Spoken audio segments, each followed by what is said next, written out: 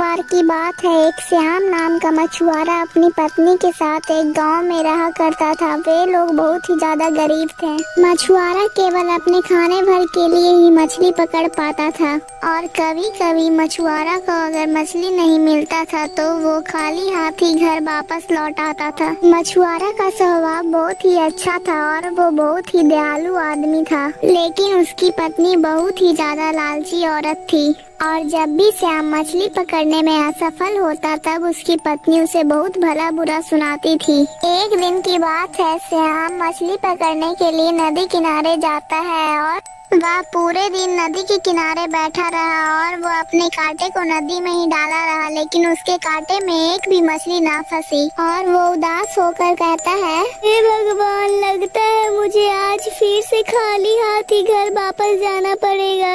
अरे नहीं नहीं, आज मैं खाली हाथ घर वापस नहीं जा सकता क्योंकि आज तो घर में कुछ खाने के लिए भी नहीं है। मैं थोड़ी देर और यहाँ पे रुक जाता हूँ। फिर कुछ देर के बाद श्याम के कांटे में एक बहुत बड़ी मछली फंसती है और वो मछली को बाहर खींच लेता है। मछली बाहर आते ही श्याम से कहती है, तुम मुझे मत ले जाओ, मैं कोई मछली नहीं, मैं तो स्वर्ग की देवी हूँ। तुम मुझे छोड़ दो तो मैं तुम्हें सब कुछ दूंगी जो तुम मांगोगे। तुम जब भी मुझे आवाज दोगे तो मैं आ जाऊंगी। फिर मछुआरा उसे नदी में छोड़ देता है और वो अपने घर वापस आ जाता है। जब वो घर पहुंच जाता है तब उसकी पत्नी उसको बोलती है, फिर तुम खाली हाथ लौट गए, अब हम क्या खाएंगे? फिर मछुआरा उसे सारी बातें बताता है। तब उसकी पत्नी उसे बोलती है, अरे इतना बढ़िया मौका मिला था और तुमने उसे गवा भी दिया। तुमने उससे कुछ मांगा भी नहीं और घर लौट आए। जाओ और उस मछली से हमारे लिए एक अच्छा घर मांगो। फिर मछुआरा नदी के किनारे जाता है और वो मछली को आवाज देता है और मछली उसकी आवाज सुनकर ऊपर आती है और वो मछुआरे से कहती है, क्या हुआ बेटा, तुम मुझसे क्या चाहते हो? फिर मछुआरा मछली से कहता है, अरे मछली, मुझे मेरी पत्नी ने मुझे भेजा और मुझे कहा है कि तुम मुझे एक घर दे दो। फिर मछली कहती है, ठीक है बेटा, तुम अपने घर जाओ, तुम्हारा घर बन चुका है। मछुआरा जब घर आता है तब वो देखता है कि जिस स्थान पर उसकी झोपड़ी बनी हुई थी उस स्थान पे उसको एक घर बना हुआ होता है।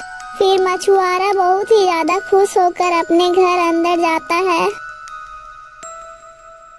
और अगले दिन उसकी पत्नी उससे कहती है, ओ जी, सुनते हो, तुम मछली के पास जाओ और इससे भी बड़ा घर मांगो।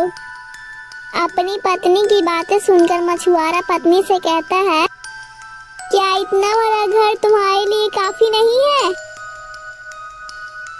तुमसे जितना कहती हूँ तुम बस उतना करो।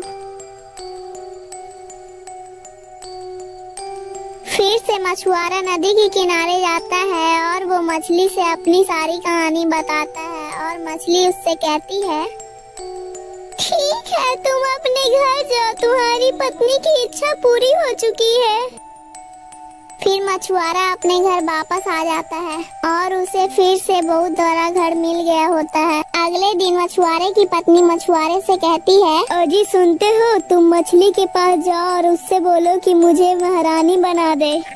और फिर से मछुआरा नदी के किनारे जाता है और वो अपनी सारी कहानी मछली से कहता है और मछली उस मछुआरे से कहती है, ठीक है मछुआरे, तुम घर जाओ, तुम्हारी पत्नी की इच्छा पूरी हो चुकी है। जब मछुआरा अपने घर आता है तब वो देखता है कि उसकी पत्नी महारानी बन चुकी है और वो सिंहासन पर बैठी हुई है और बहुत सारे नौकर चाकर उसके घर में काम कर रहे होते हैं। अब अगले दिन उसकी पत्नी उससे कहती है, अब मुझे स्वर्ग की महारानी बनना है। अब तुम अपनी मछली के पास जाओ और उससे कहो कि मेरी पत्नी को स्वर्ग की महारानी बना दो। मछुआरे के लाख मना करने के बाद भी उसकी पत्नी यह बात नहीं मानती है। तब मछुआरा उदास होकर के नदी के किनारे जाता है और वो मछली को आवाज देता है और वो मछली ऊपर आ जाती है। फिर मछली कहती है, क्या हुआ बेटा, अब तुम्हें मुझसे क्या चाहिए?